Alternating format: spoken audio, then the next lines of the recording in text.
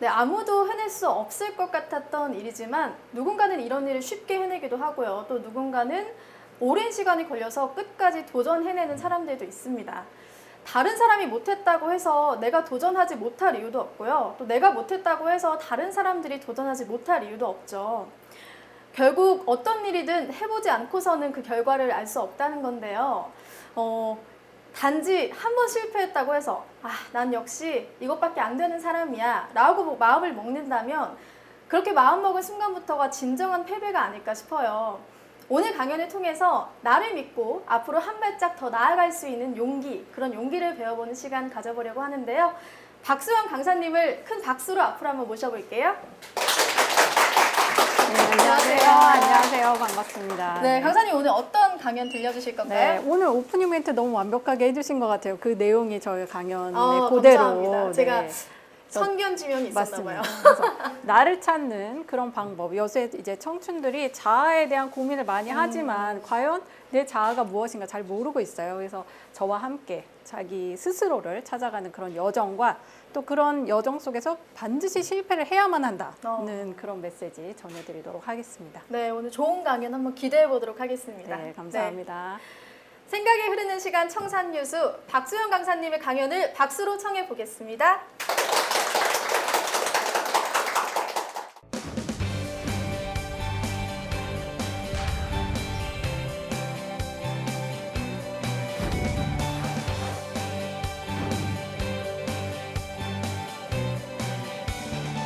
네, 안녕하세요. 저 리얼 인문학의 박소영입니다. 저는 이제 인문학 초보분들을 위해서 이제 초보를 금방 탈출할 수 있도록 출구 전략, 네, 우스갯소리로 제가 출구 전략이라고 얘기하는데 그런 강의를 하고 있어요. 그래서 오늘 주제가 이제 나를 찾아서 두 가지 주제로 나뉘어 있어요. 그래서 나를 찾아서 가는 여행, 그리고 또 실패를 반드시 해봐야 된다. 이런 두 가지 주제로 되어 있습니다. 그래서 먼저 이제 나를 찾아서 어떻게 나를 찾을 수가 있을까? 여기 혹시 나는 나를 찾았다 하시는 분?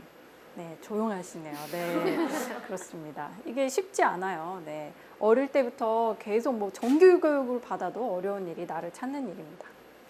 자, 근데 처음 이제 인문학, 네, 인문학이라는 단어, 여기 혹시 그 인문학 강의 혹시 들어보신 분 계세요? 오늘 이제 처음 들으시나요? 네, 좋습니다. 오늘 제가 초보 탈출시켜드리도록 하겠습니다. 자, 인문학, 이런 얘기를 들으면 일단 숨이 컥 막힌다는 분들이 많아요. 너무 부담된다. 인문학 너무 딱딱하고 재미없다, 따분하다. 그거 너무 뭐랄까 그 꼰대스러운 학문이 아니냐. 제가 이런 얘기를 많이 듣거든요. 그래서 참 생각을 많이 해봤어요. 왜 이렇게 인문학의 진입장벽이 높을까? 그런 생각을 많이 해봤어요. 근데 첫 번째가 일단 이제 인문학이 이제 고전에 바탕을 두고 있는 그런 학문이에요. 그래서 우리가 어릴 때부터 고전을 부모님들이 봐야 된다. 너 꼭 이거 읽어야 된다. 너 이거 뭐 자소서 쓰려면 읽어야 되고 뭐 취직하려면 읽어야 되고 이거 세계 명작 반드시 봐야 된다. 이런 얘기를 막 듣다 보니까 우리는 이제 시키면 안 하죠. 네, 시키면 안 합니다. 그래가지고 점점 이렇게 멀어지는 그런 사태가 이제 빚어지고 있어요. 또 하나는 인문학이 너무나 깊고 방대하다는 겁니다. 정말 깊은 바다 같아요. 여러분이 갑자기 깊은 바다에 확 잠수해서 들어간다고 생각해 보세요. 그러면 숨이 막히겠죠. 숨쉬기가 힘들죠. 네. 뭐 수영도 저는 사실 수영을 못 하거든요. 그래서 수영도 못 하는데 물이 무섭잖아요. 그렇기 때문에 이런 인문학을 갑자기 막 깊이 너무 어디서부터 해야 될지 모르겠는 거죠. 그래서 이제 점점 멀어지는 그런 결과가 되고 있습니다. 자, 그래서 우리가 이 깊은 바다에 갑자기 뛰어들어가면 안 되기 때문에 숨이 막히기 때문에 일단 살살 튜브 끼고 물장구 치는 그런 이제 시간을 가져보도록 할 거예요. 자, 요새 뭐 모든 분들이 다 이제 걱정하고 있는 그런 이슈가 되고 있는 그런 단어입니다. 취업. 저 때만 해도 이렇게 취업이 어렵진 않았는데 제가 좀 나이가 많아가지고 근데 지금 굉장히 모든 청춘들이 이 취업이라는 단어 때문에 골머리를 머리 싸매고서 막 고민을 하고 계세요. 근데 이거보다 더 심각한 문제가 있어요. 취업은 그래도 뭐 이제 내가 원하는 회사를 찾아서 들어가면 되는 거예요. 뭐 그것까지 괜찮아. 근데 더 심각한 문제는 무엇이냐? 꿈 실종 사태. 네. 꿈이 없다는 거예요. 요새 청춘들 꿈이 없어. 내가 뭘 원하는지도 모르겠고 꿈 그게 밥 먹여주냐? 난 그냥 취직해서 난 그냥 월급 받거나 편하게 살 거야. 꿈이 뭔데? 꿈을 이제 거부하는 사태까지 오고 있습니다. 여기 혹시 본인의 꿈 있으신 분 계실까요? 편하게 얘기해 주세요. 속으로 꿈 있는데 막 여기서 두려워가지고 말 못하고 그러시지 말고 혹시 꿈 있으신 분? 네, 두 분 수줍게 손을 들었습니다. 제가 또 꿈이 뭐냐고 물어보면은 또 화장실로 도망가실 것 같기 때문에 네, 여기서 네, 그 꿈을 꼭 이제 이루시길 제가 응원을 하면서 강연을 계속 하도록 하겠습니다. 자, 저 꿈의 실종 사태. 네, 두 분 빼고는 이제 꿈이 전무하신 걸로 제가 알겠습니다. 네. 근데 제가 이제 그 대학생 커뮤니티에 이제 인문학 멘토로 활동을 했었어요. 지금도 하고 있는데 그 커뮤니티가 굉장히 커요. 그래가지고 한 150만 정도? 네. 그래서 뭐 아마 이름을 말하면 네, 아실만한 그런 커뮤니티인데 저는 이제 부푼 꿈을 안고 거기서 이제 멘토를 시작했죠. 근데 제 댓글에 이건 뭐 악플은 아니에요. 악플은 아니지만 정말 무엇보다도 제 가슴을 찢어 놓았던 네, 그런 댓글이 있었어요. 선생님, 저는 인문학이 너무 좋아요. 인문학을 정말 하고 싶습니다. 하지만 인문학을 할수록 취업과 멀어져요. 이런 댓글이 달린 거예요.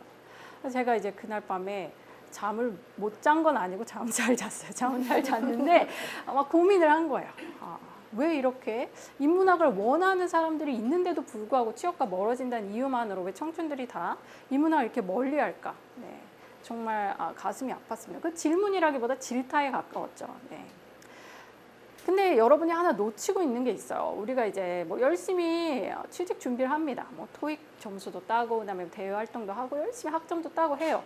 그러고 나서 이제 서류에 합격을 했어요. 그러고 나면 남은 게 뭐예요? 면접입니다. 면접. 자, 아주 중요한 거죠. 면접. 자기의 매력을 200% 완전히 어필할 수 있는 그런 면접이 남아 있어요. 그래서 내가 이 순간에 다시 직딩이 되느냐? 아니면 백수 어게인이 되느냐 이거를 이제 가로지르는 게 바로 면접이에요. 자, 그런데 중요한 것이 있습니다. 이 면접관들, 제가 이제 원래는 저도 이제 제 얘기를 조금 이따 또 할 텐데 저는 이제 회사를 계속 다녔었어요. 그래서 외국계 회사를 이제 3군데 정도 다녔고 인사과에 있었어요.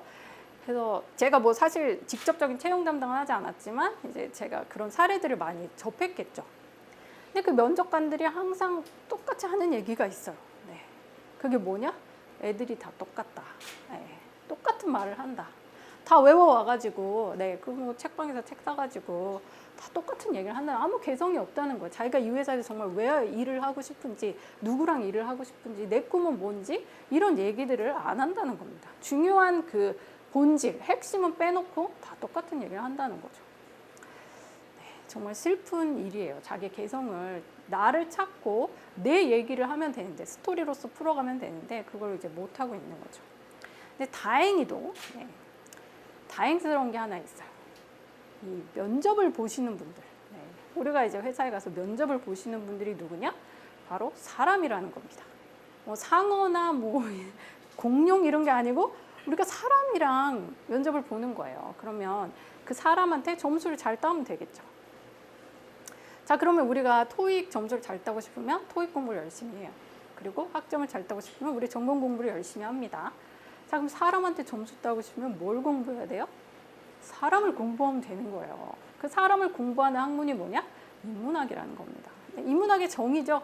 네, 사람에 대한 학문. 네, 사람을 연구하고 사람에 대해서 고민하는 각자의 개성.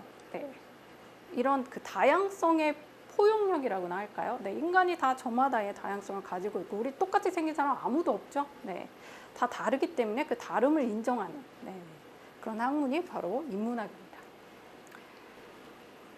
그래서 이 인문학, 에커만이라는 사람이 있었어요. 이렇게 생긴 사람이에요. 좀 못생겼어요. 제가 볼 때는 못생긴 것 같아요. 네, 요한 페터 에커만이라고 합니다. 근데 이분을 혹시 아시는 분 계실까요? 들어보신 분, 이름 들어보신 분, 다 처음 들어보시고, 간단히 얘기하자면 이제 괴테 똘만이라고나 할까? 이제 그런 사람이에요. 문화생이었어요, 문화생. 원래는 이 사람이 이제 화가가 지망생이었습니다. 그래서 그림을 너무 열심히 그리고 싶어가지고, 근데 그 꿈도 몇 번의 좌절을 겪었어요. 그러다가 자기가 이제 군대 가가지고 내가 정말 원하는 거는 화가구나. 그래서 화가를 이제 열심히 그리려고 했더니 몸이 아픈 거예요. 좀 제대로 그려보려고 할 때 가난해가지고 어릴 때부터 이제 뭐 자기가 원하는 거 못 한 거예요. 대학도 못 가고. 그러다가 이제 그림을 제대로 좀 그려보려고 결심을 했더니 몸이 아파. 손이 떨려가지고 붓을 잡을 수가 없는 거예요. 그럼 그림을 그릴 수가 없잖아요. 몸이 아프면 우리는 보통 요양을 하죠. 네, 요양을 합니다. 요양할 때 보통 다른 분들은 어떠신지 모르겠지만 대부분 이제 책을 봅니다. 책을 본다고 가정을 하세요. 네. 본인은 책을 안 보시더라도 네. 책을 본다고 합니다. 책을 봤어요. 책을 보다가 괴테를 만난 거예요. 그래가지고 완전히 눈에서 하트가 뿅뿅 나온 거야. 와, 이렇게 위대한 작품이 있다니. 내가 이걸 여태 몰랐다니. 이래가지고 괴테 덕후가 됐어요. 그날로. 그럼 괴테한테 막 편지를 씁니다. 저 한 번만 만나주세요. 그래가지고 괴테가 또 쿨해요. 괴테 이때 이미 뭐 환갑이 넘었어요. 그런데 이 말하자면 듣보잡이죠. 근데 그냥 팍 이렇게 편지 썼는데 받아준 거예요. 그래 너 와. 그래가지고 그날부터 이제 무려 10년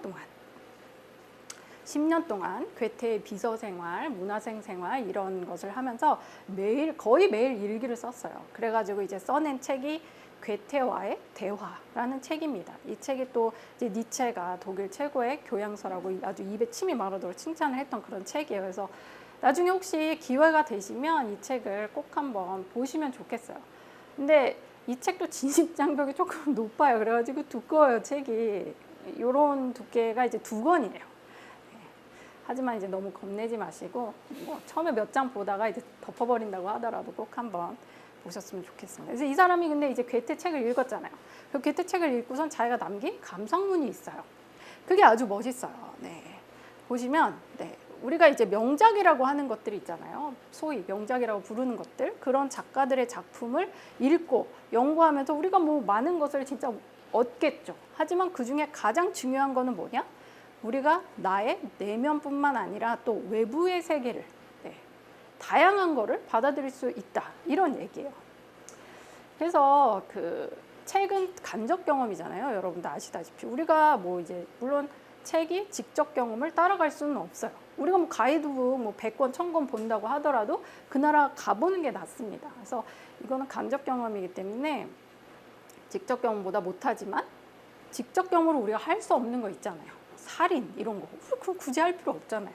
그런 것들은 이제 책으로, 그러니까 간접 경험을 충분히 그러면서 다양한 세계를 접하는 거야. 내가 접해보지 못했던 세계를 책 속에서 접하는 거죠. 그렇게 하는 것이 좋다.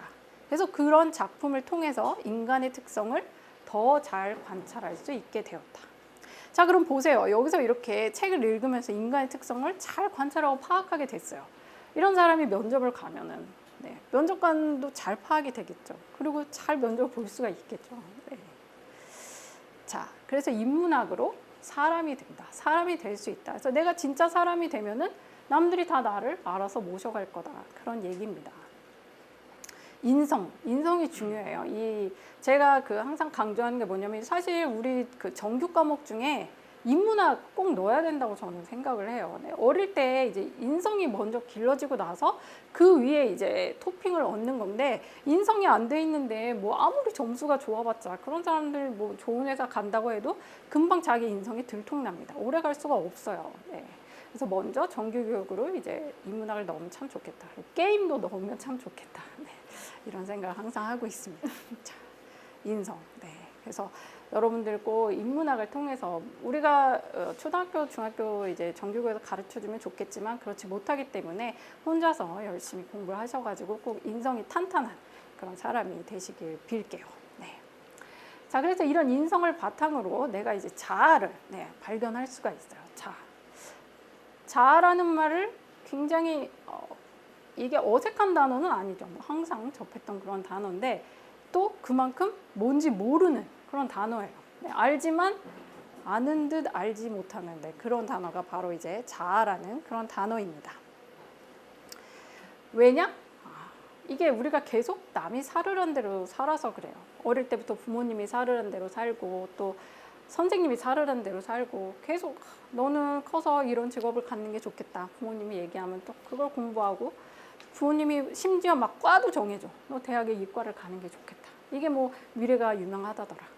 이렇게 남이 살으란 대로 살기 때문에 우리가 자아를 찾을 시간이 없어요. 그래서 부모님이 사실 이렇게 사각형 딱 주면서 사각형 만들어봐 이러면 우리가 이 사각형을 되게 예쁘게 잘 만들 수는 있어요. 근데 부모님이 네가 원하는 도형을 한번 만들어봐. 이럴 때는 동그라미를 만들지 삼각형을 만들지 모르겠는 겁니다. 그냥 계속 주입식으로 하라는 대로 했기 때문에 그런 일이 생기는 거죠. 제가 그래서 왜 남들 살라는 대로 사냐, 네 삶을 살아라 이런 얘기 하면은 근데 부모님 말을 들어야지, 부모님 말 안 들으면 불효잖아요 이렇게 얘기를 해요. 불효하세요. 불효를 하세요. 네, 본인 찾기 위해서. 네, 왜 그렇게 그 부모님이 사실은 물론 처음에 부모님이 가란 길로 안 가면은 물론 섭섭해 하시겠죠. 하지만 내가 원하는 길, 이건 뭐 속성이라는 얘기가 아니고 정말 자기의 꿈을 찾아가지고 난 정말 이 길로 꼭 가서 나를 증명해 보이고 싶다. 이렇게 해서 그 길로 가서 성공을 하면 누구보다 기뻐하실 분이 바로 부모님이에요. 네. 그러니까 너무 두려워하지 마세요. 이게 불효다 그런 생각 너무 하지 마시고 불효도 한번 해보시는 걸로 네. 그렇게 하시면 되겠습니다.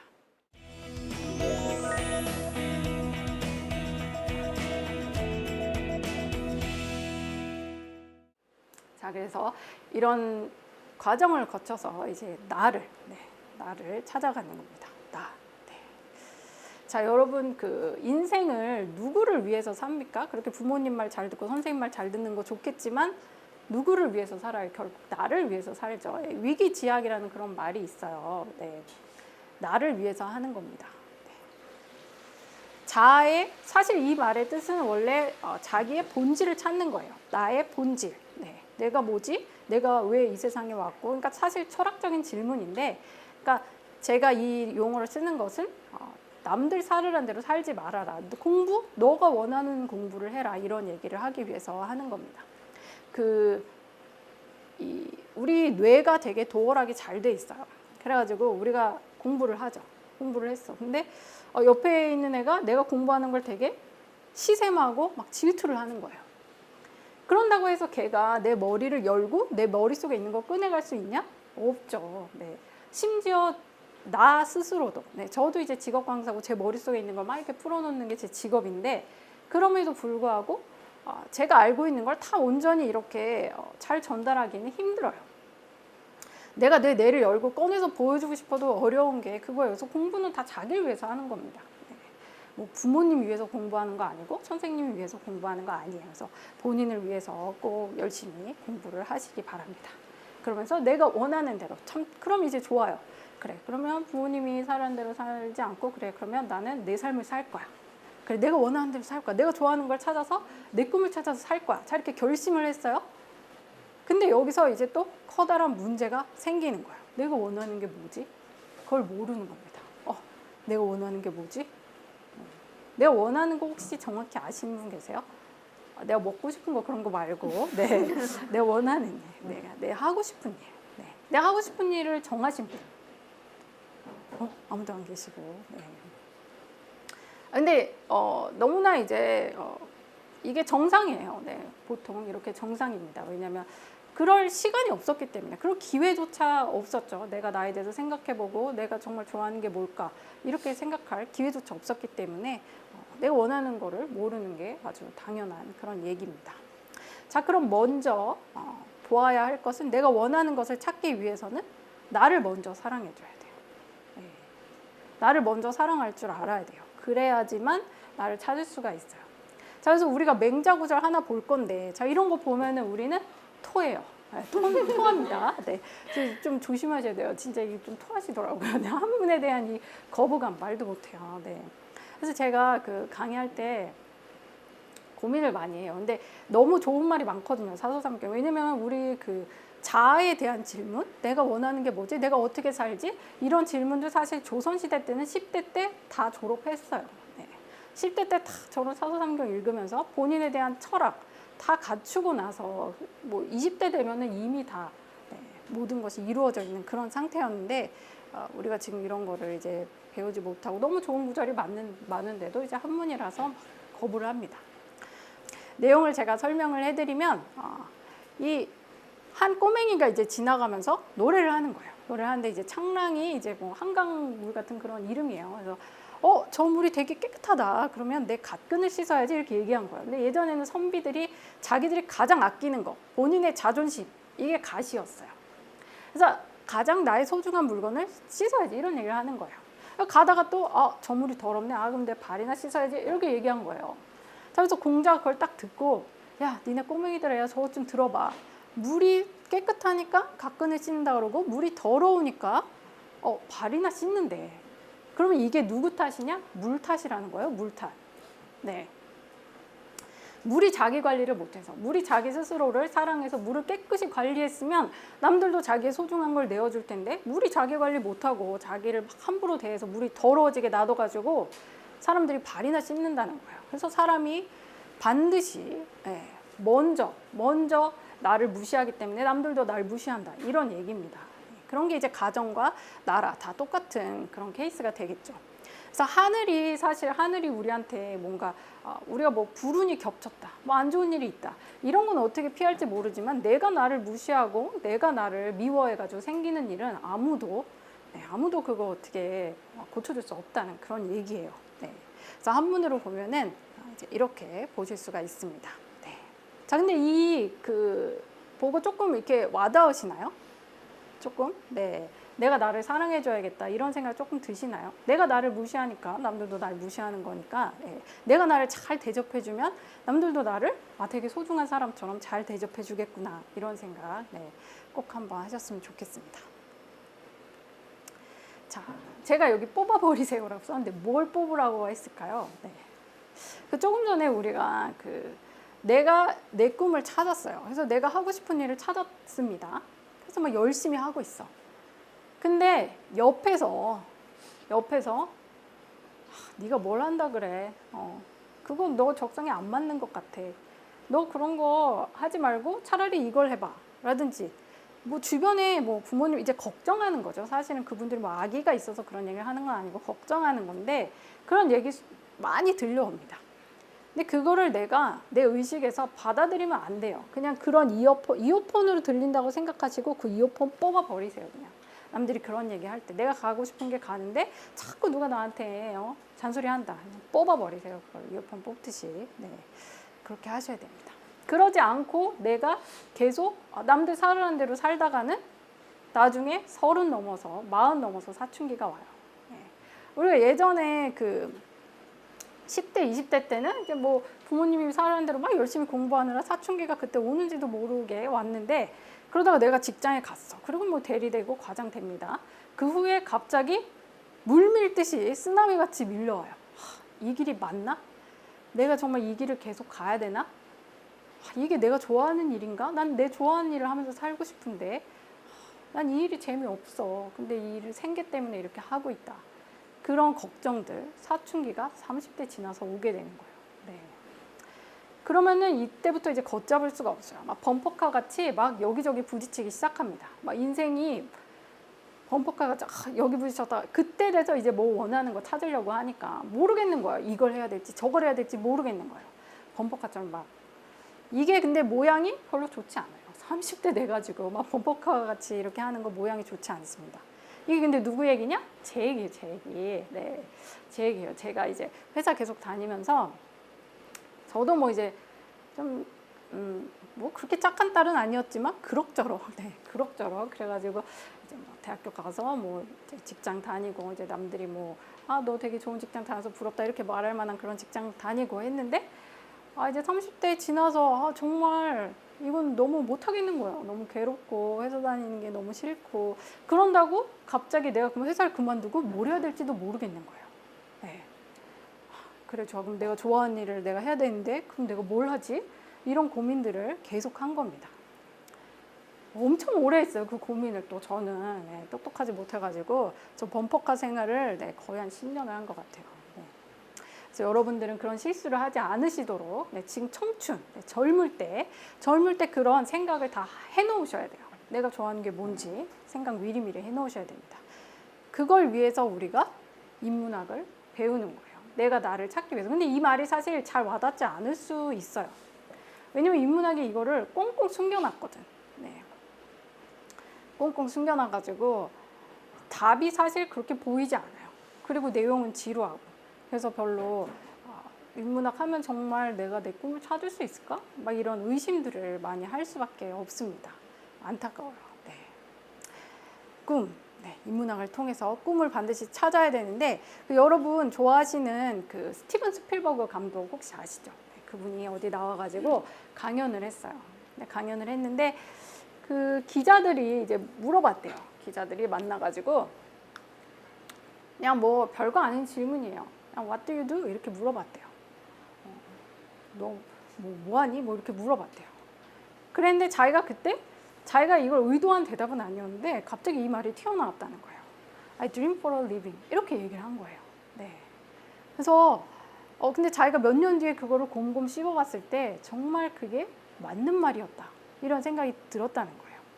자기는 뭐 밤에만 꿈꾸는 게 아니고 자기는 낮에도 꿈꾼다. 그리고 자기는 삶에서 계속 항상 언제나 꿈꾸는 것이다. 꿈꾸고 있다. 라고 얘기를 한 거예요. 그렇게 꿈꾸는 것을 자기가 영화에 구현해낸 사람이 바로 이 스티븐 스필버그죠. 정말 그 해시태그 너무나 멋진 것. 네. 어떻게 저런 말을 할 수가 있을까? I dream for a living이라고. 네, 정말 저 말을 듣고 제가 되게 망치를 얻어맞은 것 같은 그런 느낌이 들었던 게 기억이 납니다. 그래서 여러분도 그 꿈을 이제 그 꿈이 뭔지 모르더라도 그리고 당장 보이지 않아서 답답하더라도 그거를 계속 찾기 위해서 노력을 하셔야 돼요. 왜냐면은 스티븐 스필버가 또 얘기한 게 꿈은 속삭인다고 했어요. 내가 꿈이 뭔지 모를 때 갑자기 꿈이 앞에 탁 나타나서 소영아 네 꿈은 이거야 딱 가르쳐주면 너무 좋겠죠. 근데 대부분의 그런 일은 일어나지 않는다는 거예요. 꿈은 다 뒤에서 살금살금 온다든지 아니면 옆에서 막 뭐라고 잘 들리지도 않게 그냥 속삭인다는 거예요. 그래서 내가 그걸 알아채기가 너무 힘들다는 거죠. 그럼 어떻게 해야 되겠어요? 내 안테나를 쫑긋 세우고 있어야겠죠. 내 꿈이 뭔지. 그러려면 꿈에 대해서 정말 진지하게 고민을 해봐야겠죠. 진지하게 고민을 하면서 그래 내 꿈이 뭘까? 내 꿈이 뭘까? 항상 어디선가 꿈이 속삭여주기를 기다리면서 그렇게 열심히 안테나를 세워야 됩니다. 근데 사람들이 그러면 제가 이런 얘기를 하면은 시간이 없어요. 그렇게 얘기해요. 시간이 없대요. 나 지금 취직 준비하기 바쁜데 무슨 꿈 얘기 이거 들을 그런 시간이 없다는 겁니다. 시간이 없긴 왜 없어요. 새벽 4시에 일어나가지고 이렇게 앉아가지고 명상하고 있어봐. 네. 하루에 10분씩만이라도 해보세요. 그러면 당연히 꿈이 너무 감동해서라도 와서 속삭여주겠지. 시간이 없다는 것은 거짓말입니다. 우리가 뭐 이제 지하철 타고 가다가도 우리가 수많은 망상을 하잖아요. 사람이 생각을 하루에 6만 가지 생각을 한대요. 대단히 많은 생각을 합니다. 근데 그 중에 대부분이 쓸데없는 생각을 하고 있는 거예요. 오늘 뭐 먹지? 뭐 이런 거. 네. 그래서 그 6만 가지 생각 중에 정말 일부만이라도 내 꿈이 뭘까? 난 뭘 하면서 살아야 될까? 내가 정말 좋아하는 건 뭘까? 그런 생각으로 이렇게 열어두는 그런 시간을 10분만이라도 뭐 지하철 안이라든지 아니면 자기 전에라든지 아니면 뭐 샤워할 때라든지 뭐 그럴 때는 뭐 우리가 시간이 있는 거잖아요. 생각은 뭐 공짜고 언제든지 할 수 있으니까 제약을 받지 않으니까 그렇게 해주시면 되겠습니다.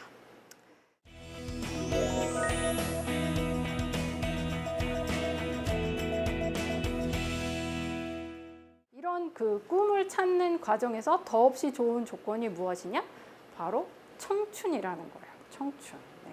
제가 이제 너무너무나 부러워하는 단어입니다. 단어. 청춘. 네. 그래서 듣기만 해도 정말 그 마음이 뜨거워지는 정말 그 청춘을 다시 준다고 하면 예전에는 저도 이제 뭐 20대 때는 몰랐어요. 근데 지금은 다시 20대 때로 갈 수 있다 그러면 정말 뭐라도 할 것 같아요. 저 그 파우스트의 그 심정이 정말 이해가 돼요. 네. 영원이라도 할 수 있을 것 같은 그런 생각이 드는데 제가 예전에 보았던 드라마 중에 일본 드라마 중에 이런 대사가 있었어요.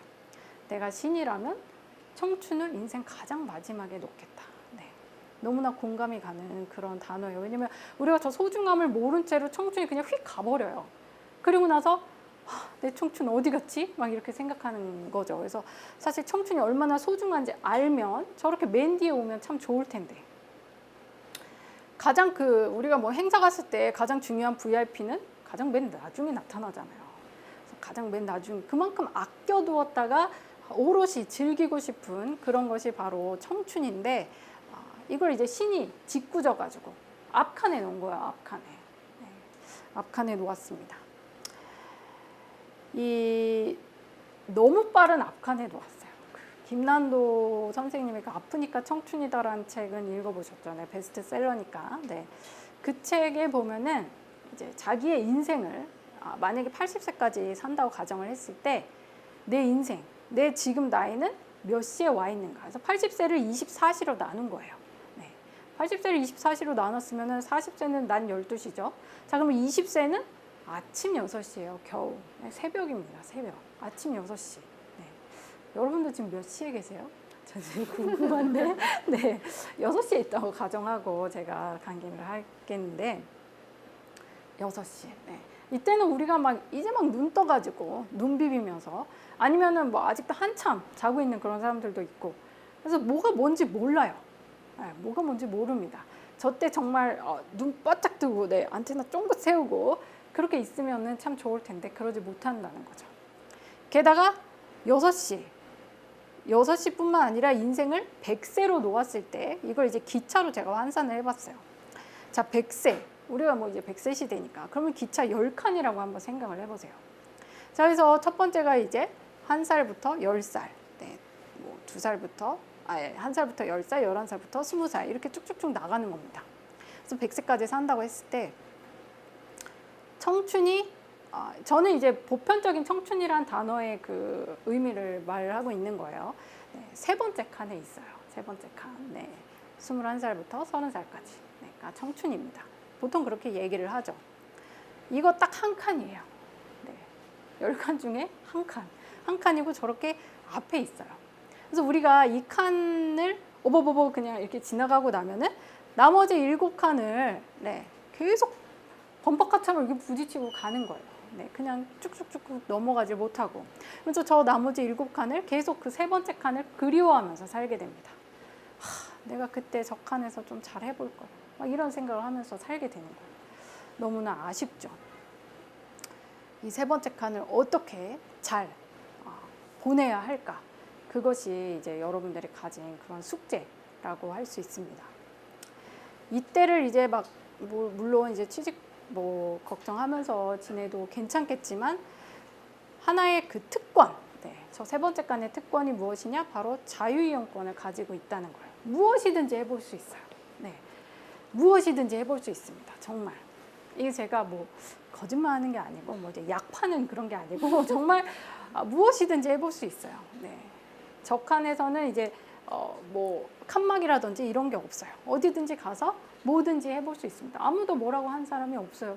자기 처자식이 딸린 것도 아니고 자기가 심각한 그런 게 있는 것도 아니고 물론 이제 개인마다 차이가 있죠. 본인이 학비도 꼭 벌어야 되고 난 정말 일만 해야 된다 그런 사람도 있겠지만 대부분 그냥 평균의 그런 대학생들, 청춘들은 이때 자기가 원하는 거 충분히 해볼 수가 있습니다. 그렇게 또 이제 특권을 부여를 해줬어요.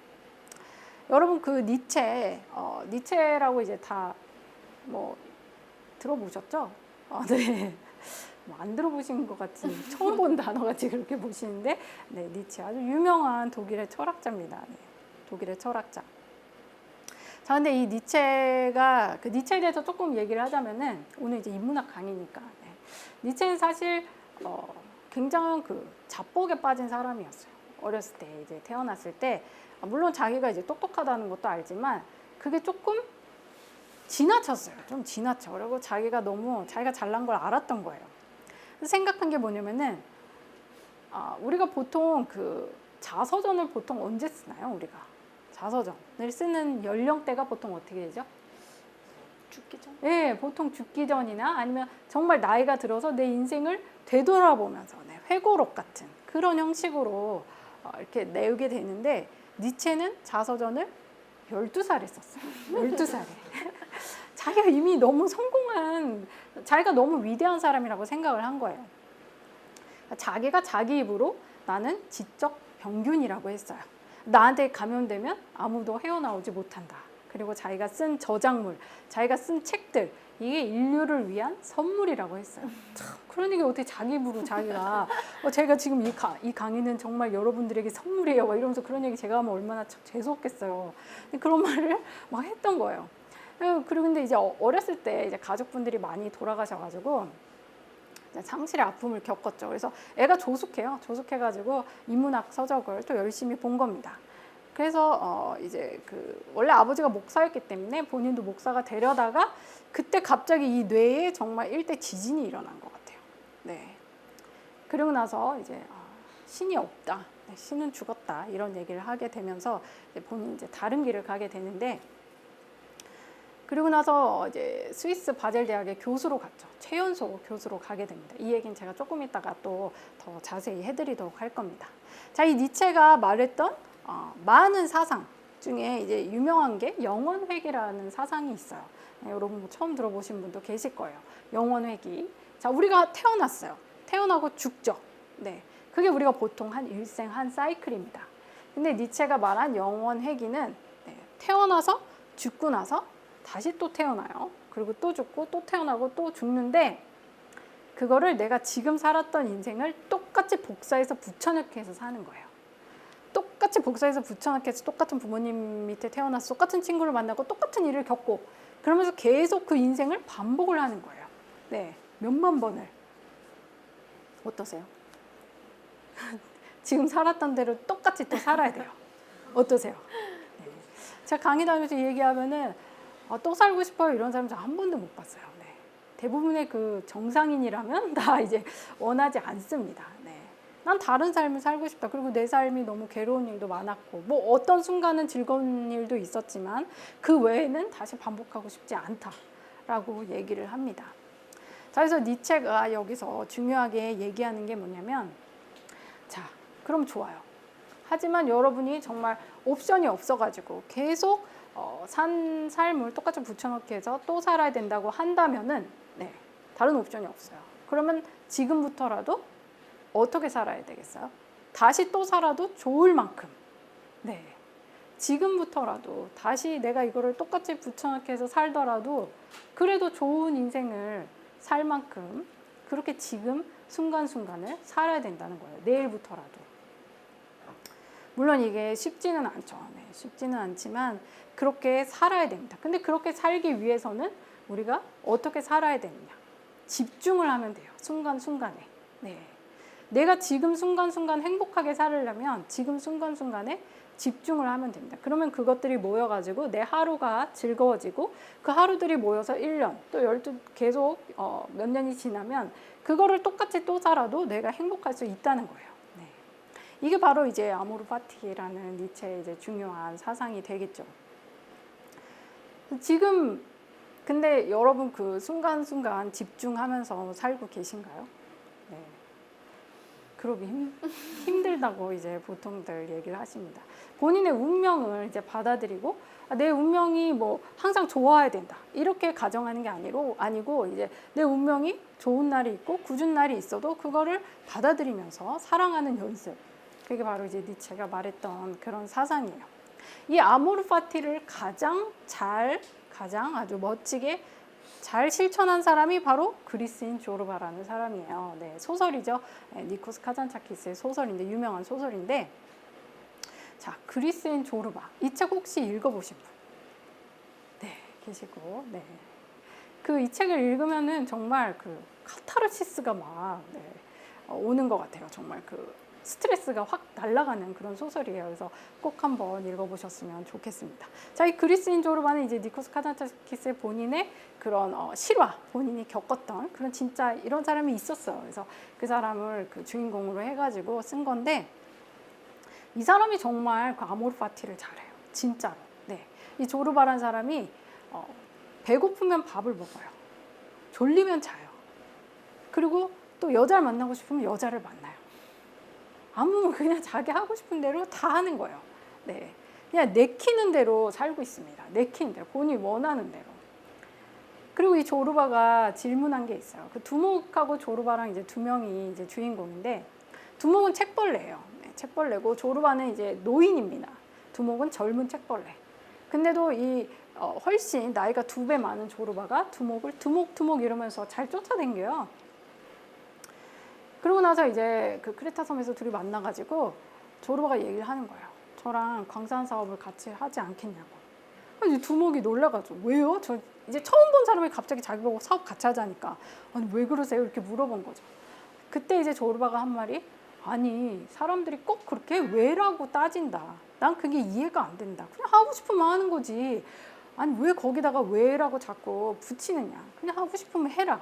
이렇게 말을 하는 겁니다. 그 남들의 어떤 시선이라든지 남들의 그런 어떤 그런 그 고정관념, 네, 이런 거에 휘둘리지 말고 본인이 내키는 대로 살으라고 그렇게 얘기를 하고 있습니다. 네. 이게 바로 그 사실 니코스 카잔차키스가 니체를 굉장히 좋아했어요. 네. 니체의 거의 그 팬클럽 회장이라고도 할 수 있어요. 그래가지고 물론 그 니체 말고 여러 다른 사상들을 다 많이 좋아하긴 했는데 그 중에서도 이제 니체의 그런 영혼의기 사상과 그 아모르 파티, 네. 순간순간 자기 삶을 사랑하는 그런 것이 잘 녹아 있는 것이 바로 이제 조르바라고 볼 수 있겠습니다. 우리 삶이 계속 쳇바퀴를 돌면서 가고 있어요. 뭐 거의 매일이 똑같죠. 네. 그냥 매일매일 루틴한 그런 날들을 살고 있는데 거기서 가장 중요한 것, 네. 중요한 것이 바로 그 순간순간 사랑하는 그런 거라고. 근데 우리의 이런 순간순간 사랑하려는 이런 의지를 방해하는 것이 또 있습니다. 내키는 대로 살지 못하게 방해하는 것이 또 있어요. 네. 그거는 뭘까요? 혹시 아이디어가 있을까요? 그건 뭘까요? 왜 내가 원하는 대로 살지 못하고 있을까요? 사람들이. 주변. 네. 주변 사람들의 어떤 시선. 네. 그런 게 당연히 있겠죠. 네. 그런데 그런 것에 대한 나의 감정은 무엇일까요? 그건 두려움입니다. 두려움. 남들이 나 욕하면 어떡하지? 나 부모님한테 혼나면 어떡하지? 네, 수많은 이제 두려움들이 있어요. 그런 두려움들이 우리의 앞을 가로막고 있는 겁니다. 네. 저도 사실 이런 두려움이 저의 인생을 지배했었던, 그랬던 적이 있어요. 남들을 되게 의식하고 그랬던 적이 있는데, 저를 이제 구원해 준 것이 바로 또 인문학이었어요. 인문학을 하면서, 나도 이렇게 살아도 되겠구나. 내가 이렇게 사는 게 틀린 게 아니구나. 라는 그런 거. 그 법정 스님이 얘기를 하신 게 있어요. 난 왜 이러지? 막 이렇게 사람들이 생각하지만 네가 지금 살고 있는 그게 정답이라고 얘기를 하셨습니다. 내가 살고 있는 게 남들 눈에는 어떻게 보일지 모르겠지만 지금 네가 가고 있는 길 그게 너에겐 정답이다. 그러니까 너를 믿고 그냥 가면 된다. 그냥 내가 정답이라고 생각하면 두려울 거 아무것도 없잖아요. 근데 자꾸 남하고 비교하면서 내가 틀린 것 같아. 제가 맞는 것 같고 이렇게 내가 사는 건 인생 틀린 것 같아. 이렇게 생각하기 때문에 우리가 거기에 자꾸 두려움이 스며들게 되는 거예요. 네. 굉장히 너무나 이제 슬픈 그런 현실입니다. 그 본인도 혹시 두려움, 본인을 지배하고 있는 두려움 같은 거 있나요? 좀 여기 남의 시선을 좀 의식하시는 그런 분 계세요? 네. 직업상 당연히 그러시고, 좀 의식하시고, 그렇게 안 보이시는데. 네. 그러시구나. 네. 그런 분들은 꼭 인문학을 배우면 좋아요. 네. 그러면은 여러 다양성들을 접하면서, 얘는 이렇게도 살았는데, 내가 사는 거는, 난 정말 잘 살고 있다. 이런 생각 분명히 하실 겁니다. 그리고 사서삼경, 이제 나중에 꼭 그 사서삼경 제가 이제 랩으로 만들어서 하는 강의 있는데 꼭 와가지고 한번 들어보세요. 깊은 깨달음을 여러분들 들으실 수 있겠습니다. 네. 자, 그래서 오늘 이제 1부 강의는 여기 이제 두려움에 관한 것까지 해서 마치고 이제 다음 시간에는 우리가 가장 두려워하는 것이 또 실패. 네.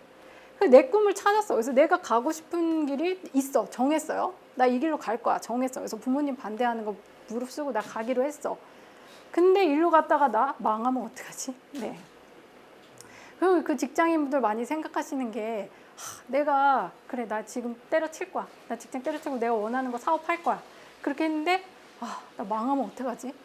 그런 거 내 돈 다 날리면 어떡하지? 그런 걱정 때문에 아무것도 못하는 거예요. 실패할까 봐. 네, 가장 큰 장애물이죠. 실패. 네. 그거 정말 아무것도 아닌데 우리가 너무 커다란 의미를 부여하고 있어요. 사회에서도 그렇고. 그래서 그런 실패 아무것도 아니다. 무조건 실패를 우리가 해봐야 된다는 그런 메시지를 또 전해드리도록 하겠습니다. 들어주셔서 감사합니다. 네.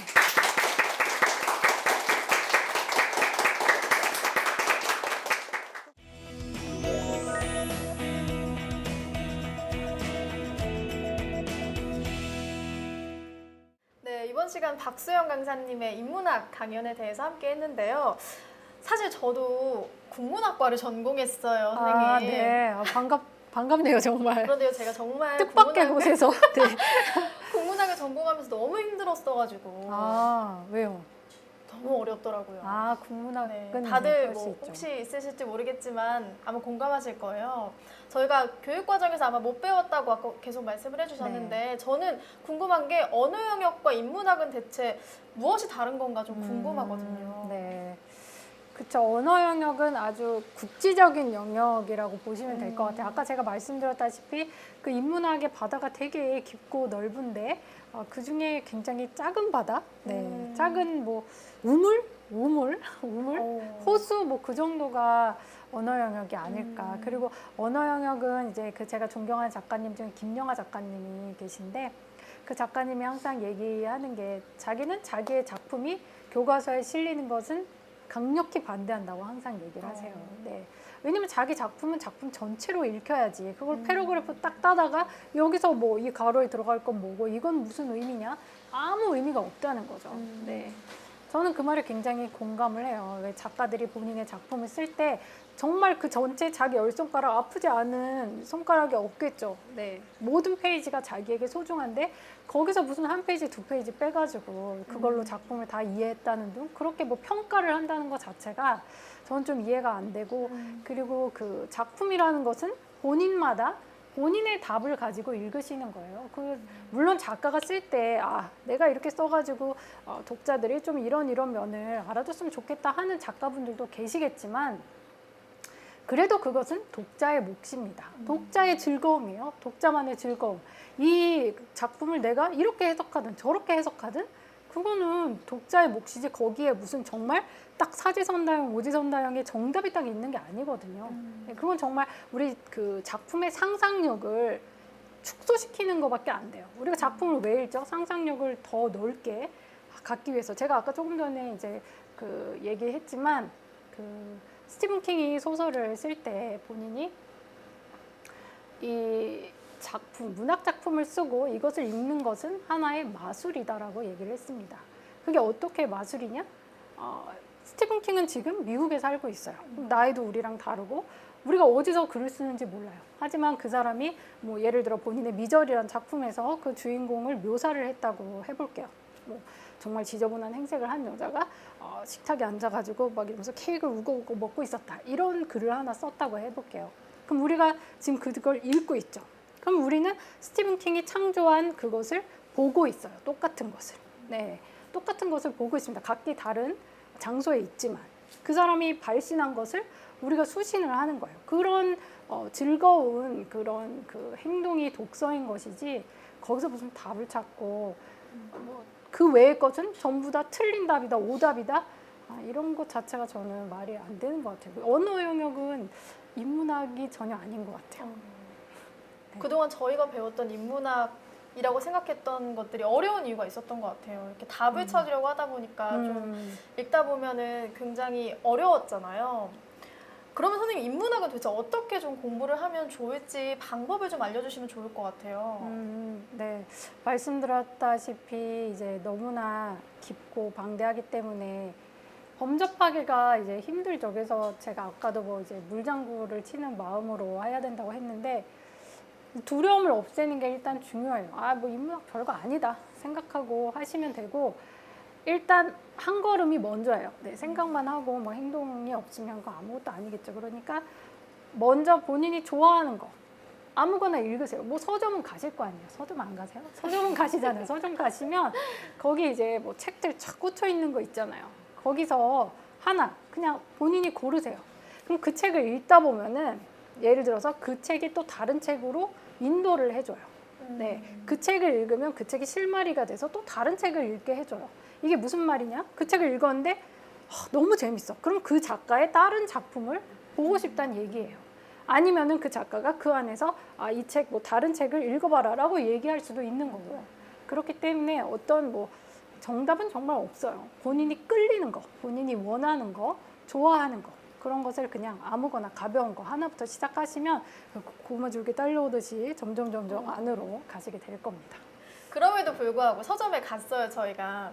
정말 아무 책이나 집어들기에는 좀 어려움이 있거든요. 선생님께서 좀 추천을 해주신다면 정말 하나만 딱 골라주신다면 어떤 책이 있을까요? 하나만 제가 추천을 한다. 네. 제일 어려운 질문이에요. 강의 갈 때마다 이 질문을 항상 받는데 제일 어려운 질문인데 일단 뭐 외국에 유명한 그런 명작들이 많겠지만 저는 한국 작가의 작품을 한번 읽어보셨으면 좋겠어요. 그래서 그 중에서도 제가 존경하는 조정래 선생님의 태백산맥을 제가 한번 추천을 드려보도록 하겠습니다. 근데 10권짜리라 사실 조금 근데 정말 그게 대작이 다른 것은 정말 순식간에 읽혀요. 정말 재밌어요. 네. 아마 금방 읽으실 수 있을 거라고 자부합니다. 네. 초보자들한테 너무 어려운 책 아닌가요? 그게 초보자용이에요. 그런가요? 네. 상상도 네. 네. 유명한 작품이니까 아마 술술 익힐 수 있을 거라고 네. 저도 아직 안 읽어봤기 때문에 읽어보도록 하겠습니다. 선생님이 인문학을 시작하시게 된 계기가 더 좀 궁금하다는 친구들이 있었어요. 아, 네. 네, 그렇네요. 네. 제가 뭐 조금 이따 이제 2부 시간에 설명을 하겠지만, 저는 이제 회사 생활을 되게 오래 했어요. 회사 생활을 오래 했는데, 그러면서 이제 처음에 이제 재테크에 관심을 갖다가 이제 제가 아시는 분이 책은담을 추천을 했어요. 사실은 근데 저는 이제 어릴 때부터 원래 책을 좋아하긴 했어요. 원래 좀 책을 좀 많이 좋아하긴 했는데, 저도 뭐 고등학교, 대학교 때는 책하고 담을 쌓았죠. 다른 공부 하느라고. 영어도 해야 되고 뭐 할 게 많잖아요. 그러다가 이제 직장 가서 조금 여유가 생기면서 그때 책은담을 먼저 접하게 됐는데 제가 정말 큰 감동을 받았어요.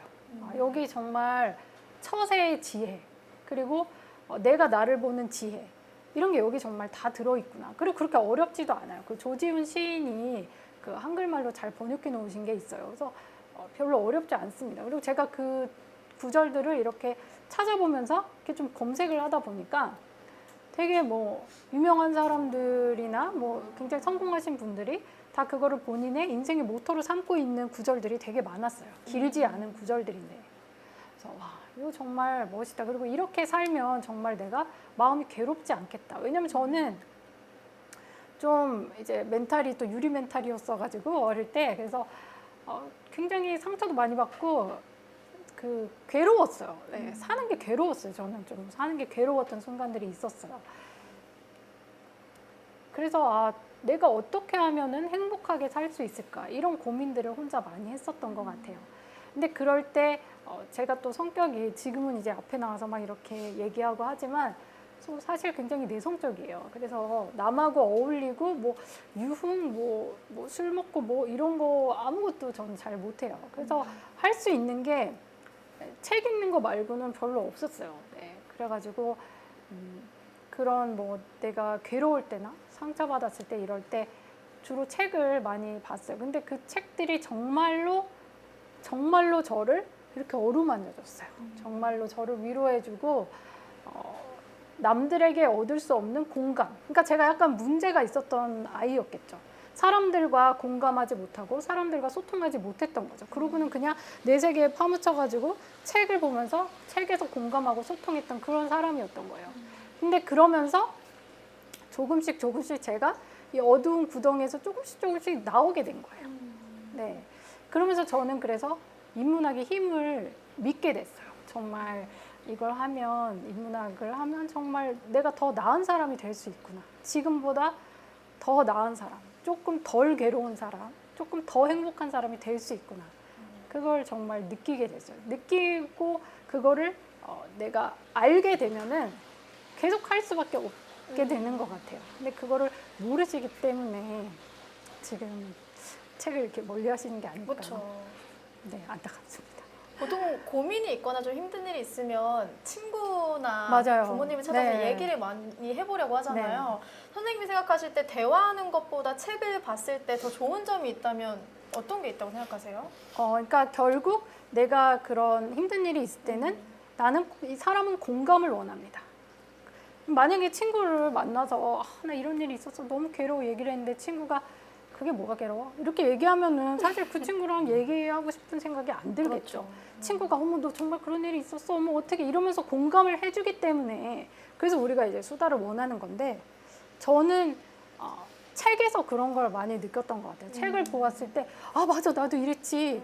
아 그래 이 주인공이 무슨 상황에 처했을 때 아 그래 정말 이 주인공이 이해가 간다. 나도 이런 적이 있었지. 그러면서 공감을 했었던 것 같아요. 네. 왜냐면 제가 항상 나 왜 이럴까? 나 좀 이상한 게 아닐까? 내가 좀 사람들과 못 어울리고 나한테 문제가 있는 게 아닐까? 그런 생각을 많이 했는데 책에서 보면서 그래 책이 말을 해줬어요. 너는 문제 없어. 너는 괜찮아. 그렇게 얘기를 해줬었던 것 같아요. 책이 선생님의 인생을 정말 많은 도움을 주셨네요. 근데 이렇게 말하면 또 책을 되게 많이 읽은 것 같은데 또 그렇지는 않고 네 그렇습니다. 저보다는 많이 읽으셨을 테니까. 그래야죠. 네. 오늘 강의가 정말 유익했던 게 요즘 인문학에 관해서 비중이 굉장히 높아지고 있잖아요. 여러 분야에서. 아마 오늘 배운 내용들을 좀 기억해 두시면 유용하게 또 꿀팁으로 이용을 하실 수 있을 것 같습니다. 2부에서도 선생님의 강연은 계속해서 이어지니까요. 계속 함께 해주시기 바랍니다. 고맙습니다.